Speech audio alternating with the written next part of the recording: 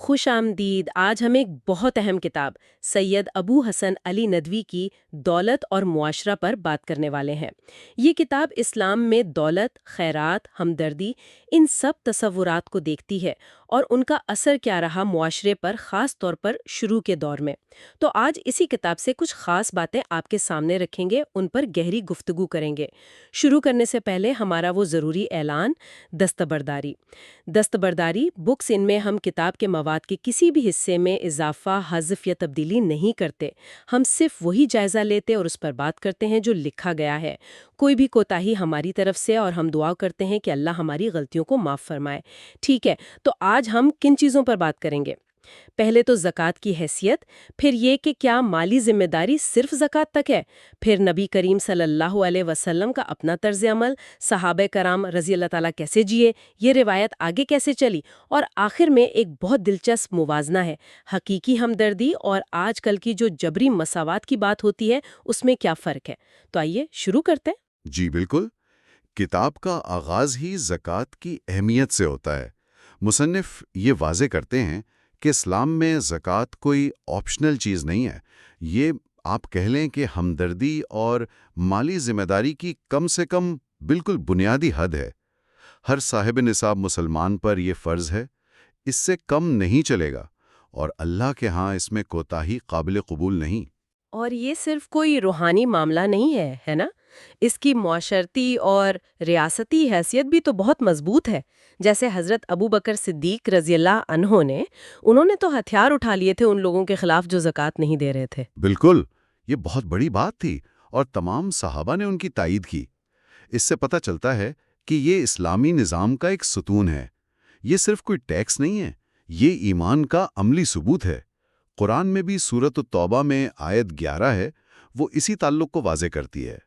اگر وہ توبہ کریں، نماز قائم کریں اور زکوٰۃ دیں تو وہ تمہارے دینی بھائی ہیں۔ یعنی زکوٰۃ دینا ایک طرح سے مسلم کمیونٹی میں شامل ہونے کی شرط بن گئی۔ جی لیکن کتاب یہاں ایک بڑا اہم نقطہ اٹھا رہی ہے کہ اسلام میں مالی نیکی کیا صرف زکوٰۃ دینے پر ختم ہو جاتی ہے؟ نہیں، بالکل نہیں، اور یہ سمجھنا بہت ضروری ہے۔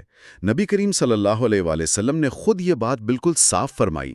حضرت فاطمہ بنت قیس رضی اللہ عنہا کی روایت ہے، آپ صلی اللہ علیہ وآلہ وسلم نے فرمایا، یقیناً مال میں زکوٰۃ کے علاوہ بھی حق ہے۔ اچھا۔ جی، اور پھر آپ صلی اللہ علیہ وآلہ وسلم نے سورۃ البقرہ کی وہ مشہور آیت 177 تلاوت فرمائی، جس میں نیکی کی ایک پوری فہرست ہے۔ اس میں اللہ پر، یوم آخرت پر، فرشتوں، کتابوں، نبیوں پر ایمان لانے کے ساتھ ساتھ اللہ کی خاطر مال خرچ کرنے کا ذکر ہے۔ کن پر؟ رشتہ داروں پر، یتیموں، مسکینوں، مسافروں، مانگنے والوں پر، غلاموں کو آزاد کرانے پر، اور پھر اس کے بعد نماز قائم کرنے اور زکوٰۃ دینے کا ذکر ہے۔ تو یعنی مال خرچ کرنے کا ذکر زکوٰۃ سے پہلے آ رہا ہے اس آیت میں؟ بالکل، یہ ترتیب بہت معنی خیز ہے۔ اس کا مطلب یہ ہوا کہ نیکی کا دائرہ وہ فرض زکوٰۃ سے کہیں زیادہ وسیع ہے۔ یقیناً، یہ صرف وہ 2.5% ادا کر دینا نہیں ہے، یہ تو کم سے کم تھا۔ اصل روح تو یہ ہے کہ جہاں ضرورت ہو، جب ضرورت ہو، دل کھول کر خرچ کیا جائے۔ واہ! اور اس وسیع تر سوچ کی سب سے بڑی مثال کون ہو سکتا ہے؟ خود نبی کریم صلی اللہ علیہ وآلہ وسلم کی ذات مبارکہ۔ جی۔ آپ صلی اللہ علیہ وآلہ وسلم اپنی امت سے، اپنے گھر والوں سے سب سے زیادہ محبت کرنے والے، ان کا بھلا چاہنے والے تھے۔ وہ حدیث تو ہم سب سنتے ہیں، تم میں سب سے بہتر وہ ہے جو اپنے گھر والوں کے لیے اچھا ہو، اور میں تم میں اپنے گھر والوں کے لیے سب سے بہتر ہوں۔ جی ہاں، لیکن اس محبت اور خیرخواہی کے ساتھ ساتھ ذاتی زندگی میں دولت سے مکمل بے نیازی تھی، کمال کی بے نیازی۔ ایسا کیوں تھا؟ مطلب اس رویے کے پیچھے کیا سوچ تھی؟ دیکھیں، آپ صلی اللہ علیہ وآلہ وسلم کے لیے اللہ کی عظمت، اس کی قدرت، یہ سب ایک ایسی حقیقت تھی جس کے سامنے دنیا کی ہر چیز ہیچ تھی۔ اور پھر قیامت کا حساب کتاب کا فکر، وہ ہر وقت دامنگیر رہتا تھا۔ سورۃ الشعراء کی آیات ہے نا 88-89، جس دن نہ مال کام آئے گا نہ اولاد، مگر وہ جو اللہ کے پاس قلب سلیم لے کر آیا۔ صحیح۔ تو آپ صلی اللہ علیہ وسلم کی ذاتی دعا بھی یہی تھی کہ اے اللہ، آل محمد کو بس اتنا رزق دے جو زندگی قائم رکھنے کے لیے کافی ہو، بس گزارے لائق۔ اور یہی وجہ تھی کہ آپ صلی اللہ علیہ وسلم نے اپنی ازواج مطہرات امہات المومنین کو بھی بالکل صاف صاف بتا دیا تھا، وہ سورۃ الاحزاب والی آیات۔ جی بالکل، آیت 28-29 انہیں اختیار دے دیا تھا کہ یا تو دنیا کی زندگی اور اس کی رونق لے لو، یا پھر اللہ، اس کے رسول اور آخرت کا گھر۔ اور انہوں نے کیا چنا؟ انہوں نے اللہ اور اس کے رسول کو چنا، خوشی سے آپ صلی اللہ علیہ وسلم کے ساتھ فخر کی زندگی گزاری۔ حالانکہ ان کے والدین، بھائی، وہ سب صاحب حیثیت لوگ تھے، ہر طرح کی آسائش میسر تھی۔ اس زندگی کی تصویر کیسی تھی؟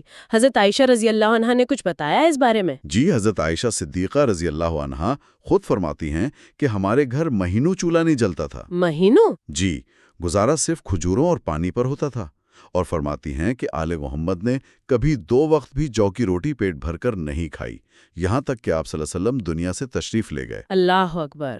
حضرت عمر رضی اللہ عنہ کا وہ واقعہ بھی بڑا مشہور ہے۔ وہ ایک دن آپ صلی اللہ علیہ وسلم کے پاس آئے، دیکھا کہ آپ صلی اللہ علیہ وسلم ایک کھردری سی چٹائی پر لیٹے ہیں اور چٹائی کے نشان آپ صلی اللہ علیہ وسلم کے جسم مبارک پر پڑ گئے۔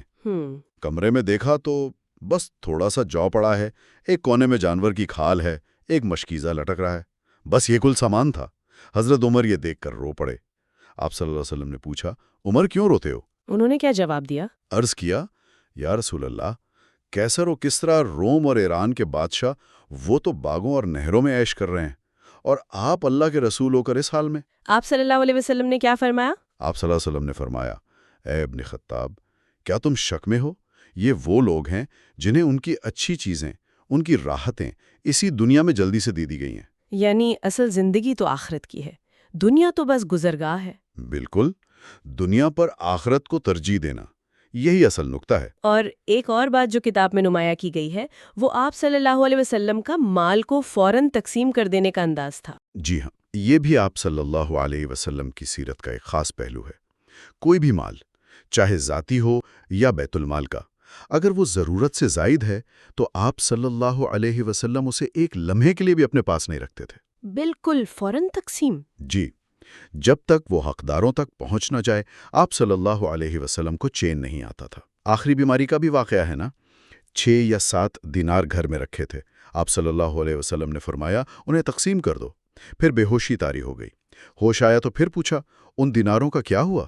پھر فوراً تقسیم کروائے۔ جی، ایک اور واقعہ ہے کہ نماز پڑھا رہے تھے، سلام پھیرا تو فوراً تیزی سے اٹھے اور گھر تشریف لے گئے۔ نماز کے فوراً بعد؟ جی، صحابہ حیران ہوئے، واپس آئے تو فرمایا، نماز میں یاد آیا کہ گھر میں کچھ سونا پڑا ہے، مجھے اچھا نہ لگا کہ وہ رات بھر میرے پاس رہے، اس لیے جا کر اسے تقسیم کرنے کا کہہ آیا ہوں۔ سبحان اللہ۔ یعنی اصول یہ تھا کہ جو ضرورت سے زائد ہے وہ فوراً حقدار تک پہنچے۔ بالکل، اور یہی تعلیم، یہی جذبہ آپ صلی اللہ علیہ وسلم نے پھر اپنی امت کو دیا، صحابہ کرام کو دیا۔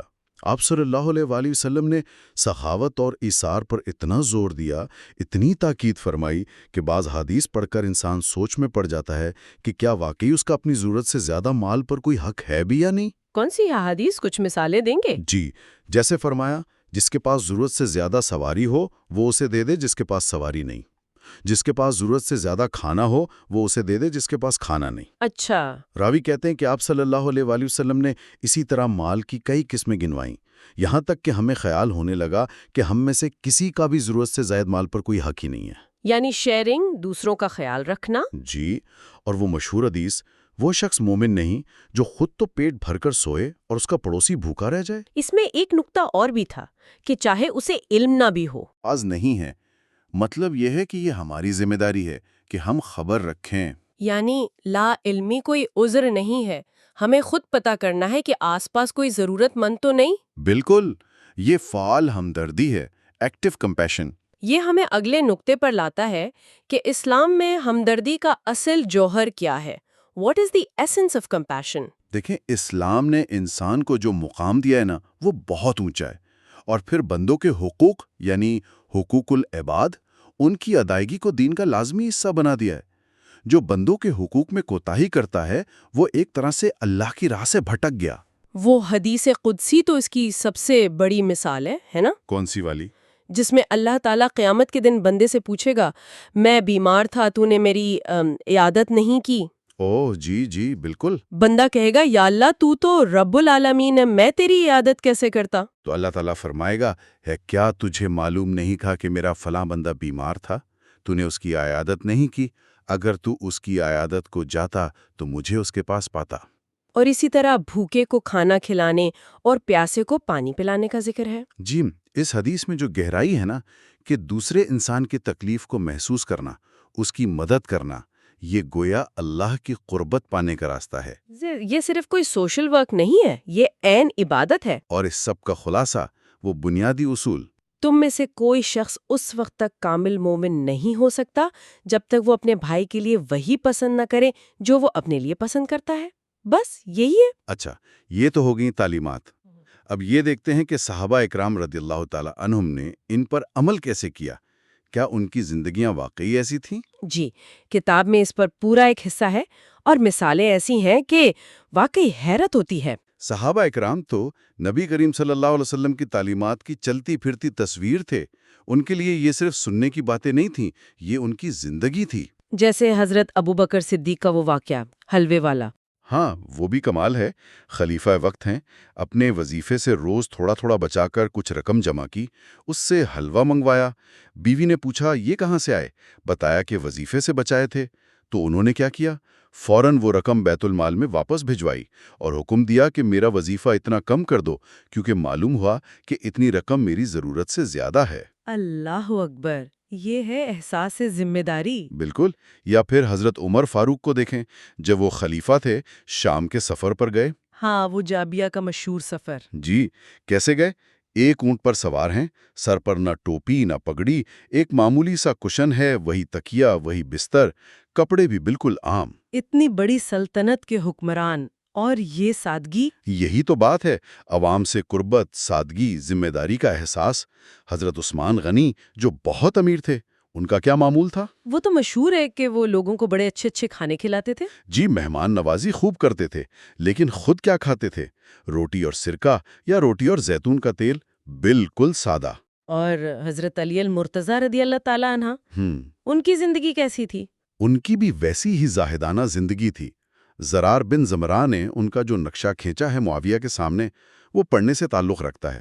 راتوں کو عبادت، دن میں عوام کے درمیان، بالکل انہی کی طرح، کوئی فرق نہیں۔ اور خواتین میں حضرت عائشہ صدیقہ رضی اللہ تعالیٰ عنہا کی مثال تو کمال ہی ہے۔ جی، وہ 1,00,000 درہم والا واقعہ۔ ہاں، روزے کی حالت میں تھیں، کہیں سے 1,00,000 درہم آئے، شام ہونے سے پہلے سارے کے سارے خیرات کر دیں۔ سارے؟ جی سارے۔ شام کو افطار کے وقت ان کی خادمہ نے کہا، ام المؤمنین، اگر آپ ان میں سے 1 درہم کا گوشت منگوا لیتی تو آج ہم افطار کر لیتے۔ تو انہوں نے کیا کہا؟ فرمایا، اگر تم پہلے یاد دلا دیتی تو میں منگوا لیتی۔ یعنی دیتے ہوئے اپنی ضرورت کا خیال ہی نہیں رہا۔ سبحان اللہ، یہ تھا ایثار۔ یہ تو چند بڑی شخصیات کی مثالیں ہو گئیں۔ کیا عام معاشرے میں بھی یہ جذبہ تھا؟ جی، کتاب یہی بتاتی ہے کہ یہ صرف چند لوگوں تک محدود نہیں تھا، یہ اس پورے معاشرے کا رنگ بن گیا تھا۔ ابن عمر رضی اللہ تعالی عنہ کا قول ہے، ہم نے وہ زمانہ دیکھا ہے جب ہم میں سے کوئی بھی اپنے دینار و درہم کا حقدار اپنے آپ سے زیادہ اپنے مسلمان بھائی کو سمجھتا تھا۔ اپنے آپ سے زیادہ؟ جی، اور وہ بکری کے سر والا قصہ تو بہت مشہور ہے۔ اچھا، وہ کیا تھا؟ کسی صحابی کو بکری کا سر ہدیے میں ملا۔ انہوں نے سوچا میرا فلاں پڑوسی مجھ سے زیادہ ضرورت مند ہے، اسے بھجوا دیا۔ اس نے پھر آگے جی، اس نے سوچا میرا فلاں بھائی مجھ سے زیادہ حقدار ہے، اس نے اسے بھیج دیا۔ اس طرح وہ سر 7 گھروں میں گھومتا رہا، اور پھر؟ اور آخر میں واپس پہلے والے صحابی کے پاس ہی آ گیا، کیونکہ ہر کوئی دوسرے کو خود سے بہتر سمجھ رہا تھا۔ کیا بات ہے، یہ ہے اصل بھائی چارہ۔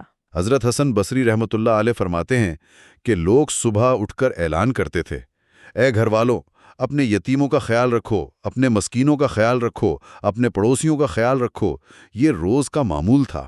گھرانے کے لوگ، ان کا کیا کردار تھا اس میں؟ ان کا کردار تو ہمیشہ سے ہی نمایاں رہا ہے۔ امام حسن رضی اللہ تعالیٰ عنہ، عبداللہ بن جعفر رضی اللہ تعالیٰ عنہ، ان کی سخاوت کے قصے مشہور ہیں، لیکن امام زین العابدین رضی اللہ تعالیٰ عنہ، امام حسین کے بیٹے، ان کا واقعہ تو بہت ہی منفرد ہے۔ جی، وہ رات کو راشن پہنچانے والا۔ جی ہاں، رات کے اندھیرے میں اپنی پیٹھ پر راشن کی بوریاں لاد کر مدینہ کے غریب گھروں میں چپکے سے رکھاتے تھے۔ کسی کو پتہ نہیں چلتا تھا کہ کون ہے۔ اور لوگوں کو کب پتہ چلا؟ ان کی وفات کے بعد، جب وہ رات کا راشن آنا بند ہو گیا، تب لوگوں کو احساس ہوا کہ یہ امام زین العابدین تھے۔ غسل دینے والوں نے ان کی کمر پر بوری اٹھانے کے نشانات دیکھے۔ یہ تو الفاظ نہیں ہے اس کیفیت کو بیان کرنے کے لیے۔ بالکل۔ اچھا، تو اب سوال یہ ہے کہ کیا یہ سب کچھ صرف اسی پہلے سنہری دور تک ہی تھا، یا یہ روایت، یہ جذبہ بعد میں بھی زندہ رہا؟ بہت اچھا سوال ہے، کیونکہ اکثر یہ سمجھا جاتا ہے کہ وہ تو بس ایک آئیڈیل زمانہ تھا جو گزر گیا، لیکن کتاب اس کے برعکس کہتی ہے۔ مصنف بعد کے ادوار سے بھی مثالیں دیتے ہیں، یہ دکھانے کے لیے کہ یہ ورثہ زندہ رہا، یہ جذبہ چلتا رہا۔ اچھا، کون لوگوں کی مثالیں؟ جیسے شیخ عبد القادر جیلانی، 5ویں صدی ہجری کے بزرگ۔ ان کا قول ہے، میرے ہاتھ کی ہتھیلی میں سوراخ ہے، اس میں کوئی چیز ٹھہرتی ہی نہیں۔ یعنی جو آتا تھا وہ دے دیتے تھے؟ جی، اور وہ یہ تمنا کرتے تھے کہ کاش ساری دنیا مجھے دے دی جاتی اور میں اسے بھوکے لوگوں کو کھلاتا رہتا۔ وہی پہلی والی روح نظر آ رہی ہے۔ بالکل۔ پھر آپ ہندوستان میں آ جائیں تو حضرت نظام الدین اولیاء رحمۃ اللہ، دہلی میں، ان کا وہ واقعہ بہت مشہور ہے کہ وہ سحری کے وقت اکثر کھانا نہیں کھاتے تھے یا بہت کم کھاتے تھے۔ کیوں؟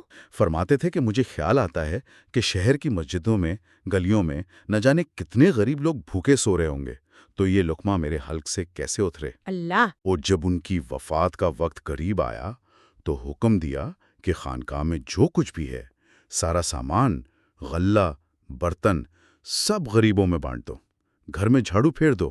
سب کچھ؟ جی، سب کچھ۔ یہ تو بڑے بڑے صوفیہ اور بزرگوں کی باتیں ہیں۔ کیا عام علماء یا حکمرانوں میں بھی ایسی مثالیں ملتی ہیں؟ کہیں یہ اعتراض نہ ہو کہ یہ تو بس درویشوں کے کام تھے؟ نہیں، کتاب اس کا بھی جواب دیتی ہے۔ علماء میں مثال دی ہے شیخ الاسلام ابن تیمیہ کی۔ ابن تیمیہ؟ وہ تو اپنے علمی کام اور سختی کے لیے زیادہ مشہور ہیں۔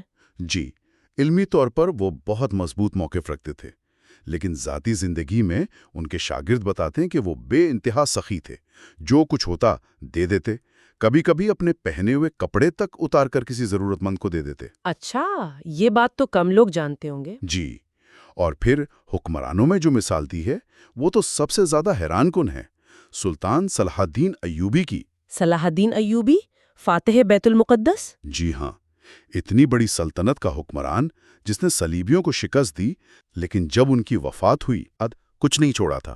کیا مطلب؟ کفن دفن کا خرچ کیسے پورا ہوا؟ وہ بھی قرض لے کر کیا گیا۔ ایک سلطان کا یہ حال؟ یہی تو اسلام کی تعلیم تھی۔ یہ کوئی خاص طبقے کی بات نہیں تھی، یہ ایک عمومی جذبہ تھا۔ تو اس سب کے پیچھے بنیادی سوچ کیا تھی؟ یہ لوگ ایسا کیوں کرتے تھے؟ دیکھیں، چند بنیادی چیزیں تھیں۔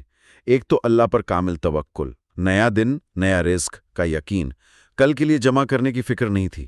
دوسرا، نبی کریم صلی اللہ علیہ وسلم کی پیروی کا شدید شوق، وہ آپ صلی اللہ علیہ وسلم جیسا بننا چاہتے تھے۔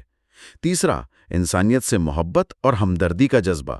اور چوتھا، اللہ کے سامنے حساب دینے کا خوف کہ اس مال کا حساب دینا ہوگا۔ اور مصنف کا خیال ہے کہ یہ جذبہ آج بھی کہیں نہ کہیں موجود ہے۔ جی، وہ کہتے ہیں کہ گو کہ مسلم معاشروں میں بہت کمزوریاں آ گئی ہیں، لیکن یہ ہمدردی اور سخاوت کا جذبہ آج بھی باقی ہے، الحمدللہ۔ اچھا، اب آتے ہیں اس آخری حصے کی طرف جو آپ نے شروع میں ذکر کیا تھا، اسلامی ہمدردی اور جدید دور کی جبری مساوات کی تحریکیں۔ جی، یہ ایک بہت اہم بحث ہے۔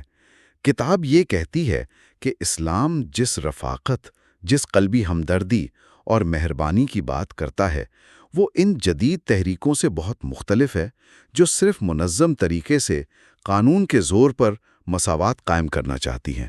تو مصنف ان جدید تحریکوں پر تنقید کر رہے ہیں؟ ایک طرح سے ہاں، ان کا نقطہ نظر یہ ہے کہ ان تحریکوں میں اکثر انسانیت پر، انسان کے اندر کی خیر پر اعتماد کی کمی ہوتی ہے۔ وہ سارا زور نظام پر، قانون پر، جبری تقسیم پر دیتی ہے۔ اس سے شاید ظاہری مساوات آ بھی جائے، لیکن وہ جو دل کا تعلق ہے، وہ جو حقیقی ہمدردی ہے، وہ ختم ہو جاتی ہے۔ وہ جملہ جو آپ نے پہلے کوٹ کیا تھا، آنسوؤں والا؟ جی، مصنف لکھتے ہیں، کبھی کبھی خون آلود دل کی گہرائیوں سے نکلا ہوا ایک آنسو سونے چاندی کے ڈھیروں سے زیادہ کارگر ثابت ہوتا ہے۔ یعنی جذبے کی اہمیت وہ کسی نظام سے زیادہ ہے؟ بالکل، نظام ضروری ہو سکتا ہے، لیکن وہ جذبے کا متبادل نہیں بن سکتا۔ اور اسلام میں تو ہمدردی اور خیرات کا دائرہ بھی بہت ہی وسیع ہے نا؟ یہ صرف پیسے دینے تک تو نہیں ہے۔ قطعی نہیں۔ نبی کریم صلی اللہ علیہ وسلم کی احادیث دیکھیں، 2 لوگوں میں صلح کرا دینا صدقہ ہے۔ کسی کو سواری پر چڑھنے میں مدد دینا یا اس کا سامان اٹھا کر رکھ دینا یہ بھی صدقہ ہے۔ اچھی بات کہنا صدقہ ہے۔ نماز کے لیے چل کر جانا صدقہ ہے۔ راستے سے کوئی تکلیف دہ چیز ہٹا دینا صدقہ ہے۔ مسکرا کر ملنا بھی صدقہ ہے۔ جی ہاں، کسی کو راستہ بتا دینا، کسی کمزور نظر والے کی مدد کر دینا، اپنے ڈول سے بھائی کے برتن میں پانی ڈال دینا، یہاں تک کہ برائی سے رکے رہنا، یہ بھی صدقہ ہے۔ تو اس کا مطلب کیا ہوا کہ خیرات اور ہمدردی تو ہماری روزمرہ کی زندگی کا حصہ ہونی چاہیے، ہر چھوٹے بڑے کام میں۔ بالکل یہی اسلام اسے زندگی میں گوند دیتا ہے۔ اس کے مقابلے میں جب معاشرہ صرف جبری نظام یا صرف نفع نقصان، تجارتی ذہنیت پر چلتا ہے تو کیا ہوتا ہے؟ کیا ہوتا ہے؟ خود غرضی بڑھتی ہے، ایک دوسرے سے مقابلہ بازی، بے اعتمادی، جان و مال کا عدم تحفظ، گلا کاٹ مسابقت، ذمہ داری کا احساس کم ہو جاتا ہے، اور ہمدردی، سخاوت، ایثار جیسے جو عظیم انسانی جذبے ہیں ان کی کوئی قدر نہیں رہتی۔